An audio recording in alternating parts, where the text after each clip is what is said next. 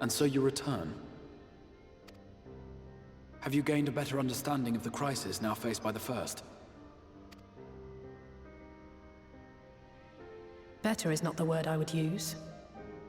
Some lands may have been spared the flood, but the survivors live only to suffer. There seems no end to the horrors inflicted by the Sin Eaters. Indeed. Those abominations are a calamity in their own right. And I can well imagine how hopeless the task of eradicating them must seem to you. But after countless battles and untold sacrifice, we have identified a potential weakness. Sin Eaters are drawn to serve the strongest of their kind, a class of creature we call Light Wardens. And from what we have been able to ascertain, only a handful of these entities exist.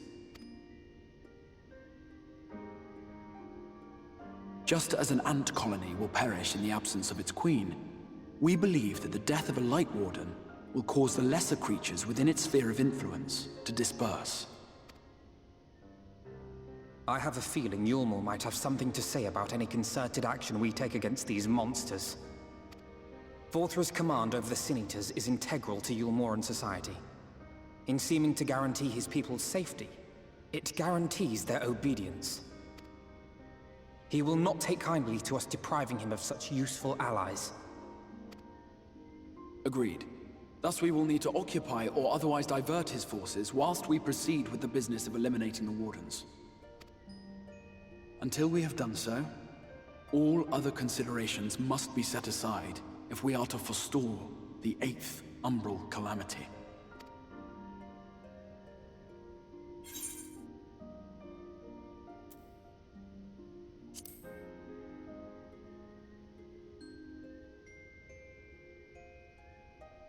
Your uncertainty is understandable, given the circumstances. Perhaps a more detailed explanation is in order. To begin at the beginning, then.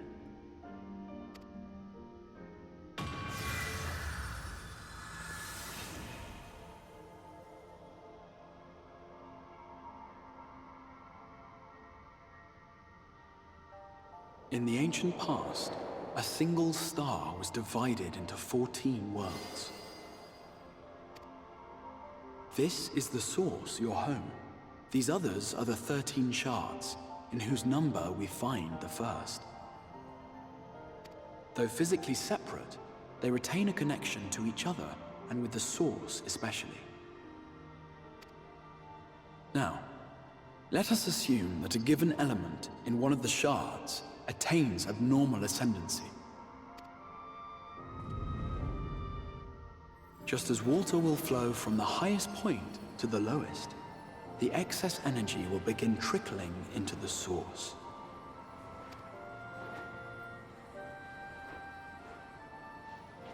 And such an influx of ether will of course exert a palpable influence.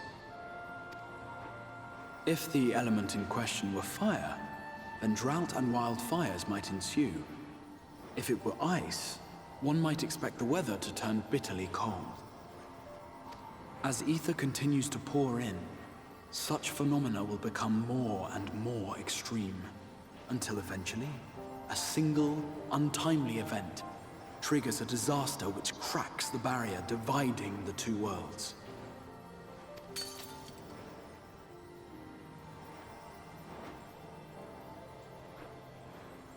What was once a trickle now becomes a deluge, sweeping the shard along to be rejoined with the source.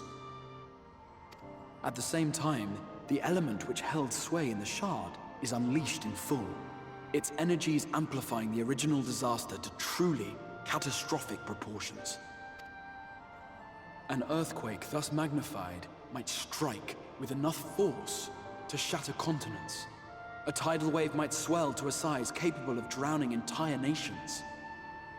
These devastating events are what we refer to as umbral calamities. 7 times has a calamity befallen the source.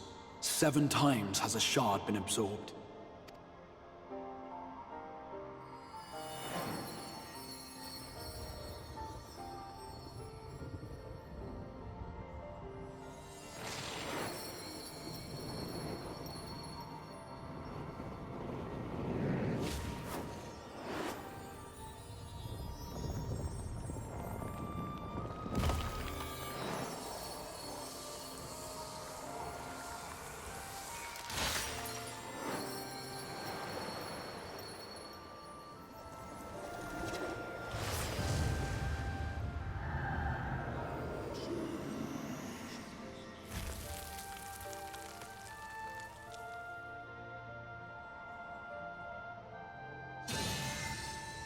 At present, the light-drowned realm of the First stands perilously close to meeting the conditions for a rejoining. It is the Sin-Eaters who are to blame for the Light's continued dominance. In addition to attracting their lesser kin, the Light Wardens I mentioned earlier radiate ether, saturating every corner of their territory with light. Even here in the flood-spared region of Norvrant, their influence is strong enough to banish night from the sky. Thus, if we are to restore balance to the First and head off a potential calamity, it is imperative that we put each and every Light Warden to the sword. We've been doing our best to take the fight to the enemy ever since we first heard the Exarch's explanation. Though we have yet to claim any meaningful victories if truth be told. Apart from being confoundingly elusive, the Light Wardens possess a troublesome quality which compelled us to delay our plans until such time as you arrived.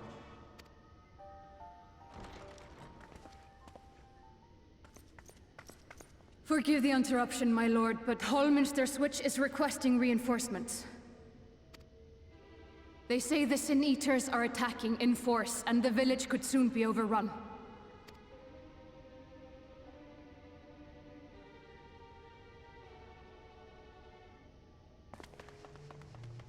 Alert the guard.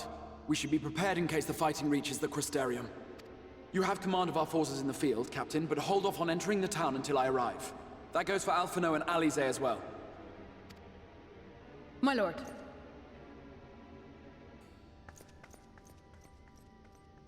Pray, lend us your strength. Such a fight will provide you with far greater insight than any explanation I could offer.